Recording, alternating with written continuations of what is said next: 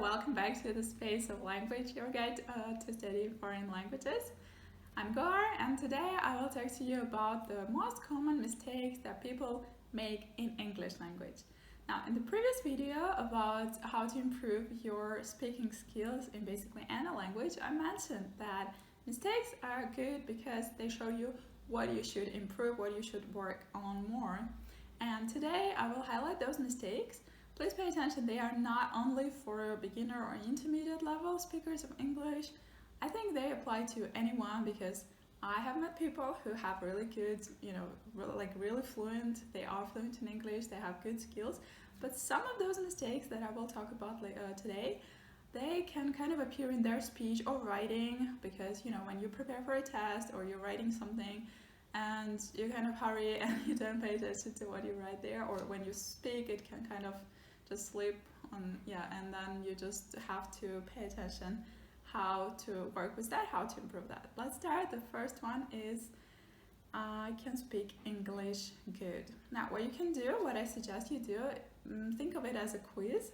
So please pause the video if you need, think about it a couple moments maybe.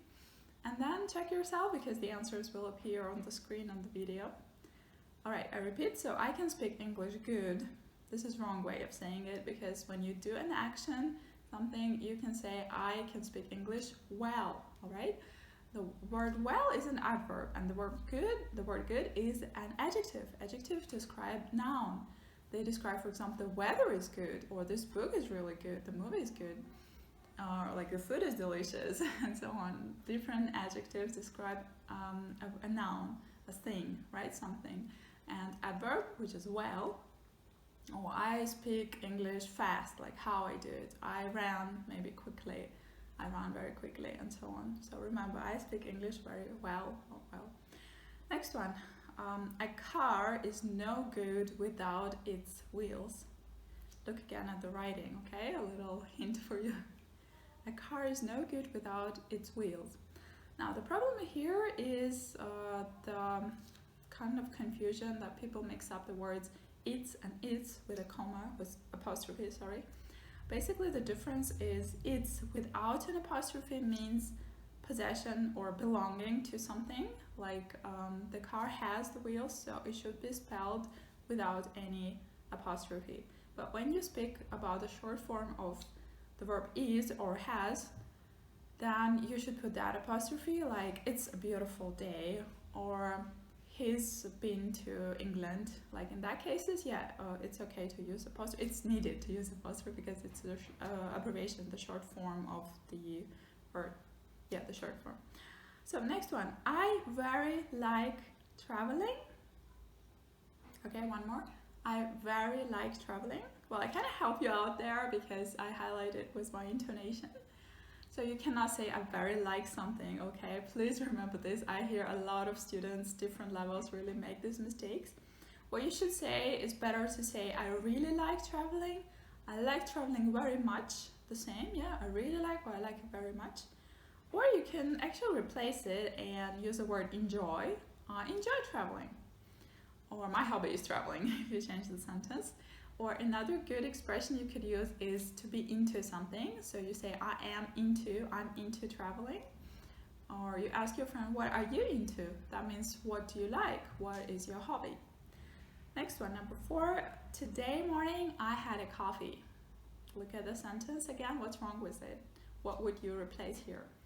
Today morning I had a coffee. Alright, I hope you guessed it is this morning I had a coffee. I don't know why exactly we don't use today morning because it is the morning of this day, so we should say this morning exactly. That happened like in this day, this morning. Remember please. Number 5. I met Anna 3 years before. Full stop. Again, kind of a hint. So I met Anna 3 years ago. Alright, you cannot use before just like that by itself. You should use it to say before what, because we want to know what happened before that. Like I met Anna 3 years before I met Joan, or I met Anna 3 years before I graduated from high school. Alright, but if you just use by itself, then you say ago and you're done, it's perfect. Next one, I have a free time. Again, I have a free time is wrong. Why? Because time is uncountable. You cannot say just like money or water, rice, I don't know, flour, yeah, a lot of things, cheese, a lot of food actually is uncountable. So time is not counted this way. You can say I have some free time, I have a lot of free time, I have a little free time or little free time, but not a, alright? We don't use article a because it's an uncountable noun. Next one is interesting. Maybe you hear people say that. Example is, I went to Disneyland and it was very funny. Alright, this is wrong because funny means something you can laugh about, like a joke is funny, it makes you laugh, maybe a comedy program, maybe a person is funny, like they tell some jokes to you, or you have a good time and like you really laugh a lot. Alright, this is the meaning of funny. But when you mean you enjoy yourself and you have a good time, like it was such a great experience, you should say it was a lot of fun. So I went to Disneyland and it was a lot of fun. Please don't say very fun. This does not sound natural to English speakers. It's better to say it was really fun, but that's more casual, more like spoken English. The best way, yeah, like I said, a lot of fun. In the meaning that you enjoyed it, it was an enjoyable experience, and you had a great time there. Next one. Number 8. So what does she like versus what's she like, or what is she like? Now, just that one little auxiliary verb which helps you make the question changes the meaning of the question. So when you ask a question, like it's not a mistake, it's the question of confusing these words and confusing these sentences. So for example, you ask what is she like and you mean the hobby of this person. It's wrong in this case. You should say what does she like. She likes traveling, she likes yoga, she likes ice cream, cooking. Alright, and when you say what is she like, what's she like, that verb and that sentence would mean, the question would mean that we want to know a description of this person. Like she's tall, or she's, I don't know, happy, she's easygoing. So a description both physically and appearance and characteristic of like trait or personality. Alright, I hope you remember this. Next one. Kate likes to dance by Taylor Swift songs. Now I really know that, I feel that with a lot of students and myself also. Please don't translate prepositions from your native language to English or like any language you study, but in English this is really specific. There is not really a good way to explain why some prepositions are used, because there's no like common rule for all of them. There's like preposition of place, time, right? And then they can show you direction also. So you should remember from the sentences you get, from the test you do. In this case, about dancing to some music, we should use to Taylor Swift songs. So Kate likes to dance to Taylor Swift songs or to Taylor Swift. Just the name of the singer is enough.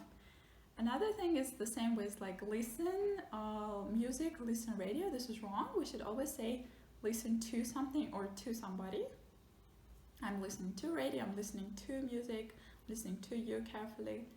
The preposition is to, alright? Remember please. Next one. So the word with then versus than. Then versus than. What is different here? It's not a mistake. Like people, actually I've seen like you write something, for example, you compare a pie chart, the business, like what happened, you compare 1 year to another year, the information, data, or you make a presentation, you have to write that down, and that can kind of really happen there. So please remember, when we speak about then, and you go like smiley face, kind of then, like your mouth movement is like you want to smile, the pronunciation of this word, it means the order of things. Like I woke up this morning and then I had a shower and then I had my breakfast, alright? This is the order of things happening one after another. Versus then, and you're opening your mouth wider, than. In that case you say it's a comparison, like John is taller than Adam, or I don't know, this book is more interesting than that book. So in that case you're comparing things, and the letter is A, So remember the spelling, remember the pronunciation, and use them carefully, all right? Next one is actually more of, I would say, upper intermediate to advanced level. Yeah, upper intermediate level. Which verse is that? Because a lot of people confuse those when you write them and also when you have a different meaning there. Let me give you an example. You use a word like sentence like my new books, which have black covers with the commas. Notice the spelling, the punctuation, yeah. So my new books, which have black covers, are on the desk. What is the difference here? Like, what is the meaning here? This is called a non-defining relative clause. What does that mean? That clause that is like in the middle between the commas, it is just an additional information to the main clause, which is my new books are on the desk. Basically, we can kind of take it out, yeah, take it away from the sentence and just keep it like my new books are on the desk, and that would mean just the books on the desk, and no problem, yeah, the sentence meaning does not change. It's just giving additional information that has already been identified in the context, maybe before, and we'll have to use commas, and this is something, like I mentioned, yeah, with English punctuation, you can, well, skip it. This is kind of non-defining, it doesn't really change that much of the meaning. Next one is when you use that, the same sentence, pretty much. My books that have red covers are new. In this case, pay attention, no commas, and we use that. That sounds more acceptable here, more natural. In this case, it is called a defining relative clause, which would mean, yeah, we don't need commas, and this sentence that is after that, this clause that have red covers, you cannot drop it. You cannot skip this part because it is the integral part of the description, just like the word that is integral part of the description. So please don't use commas. Use the word that and be kind of careful with the meaning you put there. But again, just like I mentioned, this is more of upper intermediate level. So pay attention, and I think you just need to be careful when you read something, when you watch something, listen to people speak, how they use it, and it will be easier as you go.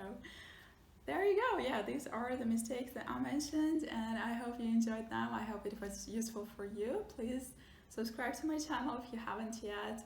Turn on the notifications so you'll be notified when I publish my next video. If you like the video, give a like, right? Maybe share it with a friend who kind of you feel like they might find it useful or they make some of these mistakes. Tell me in the comments down below which of the mistakes you are struggling with. Maybe you know you're making this mistake, but you just cannot get it. Cannot like kind of force yourself to stop doing it. And by the way, never force yourself to do anything. It should be like a natural, fun, easy process, and that's what I want to do here, yeah, to explain that studying languages can be really fun. You can enjoy it. Thank you so much. So I'll see you next time. We'll speak about more topics, and I hope you have a wonderful day.